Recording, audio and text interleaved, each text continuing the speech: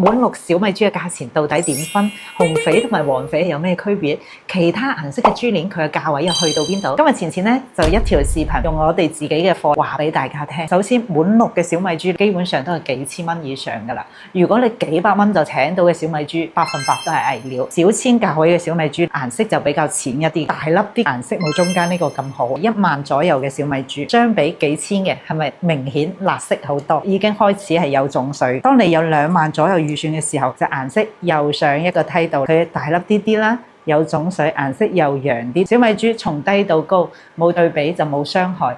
幾千到幾萬嘅品種，你攤喺一齊嘅時候就可以一目了然。呢個就係小米珠嘅魅力。正所謂色差1分，價差10倍，每一條咧都各有千秋。第二點咧，紅翡黃翡確實係天然素嘅佔比濃度有關，對比起身大家就知道啦。呢個咧我哋就稱之為紅翡鴻運當頭，呢個黃翡飛黃騰達。無論紅翡同埋黃翡都係皺咪咪嘅。其實珠鏈咧有好多都係建議因自己嘅風格需求。如果係小千價位嘅，錢錢呢度有好多綠色啦，同埋黃翡嘅呢啲品質啦，都係小千以下嘅價位嘅，唔係話翡翠一定貴，好多時都係豐儉由人。其他顏色其實仲係好多嘅，小價位咧有時亦都可以帶出啱自己嘅一種風格同埋品質。嗱，呢一手咧都係1000左右嘅預算，放漏俾大家，每一條都唔同下。如果中意嘅朋友，不妨喺後台同錢錢多啲交流一下，關注錢錢請翡翠唔踩坑。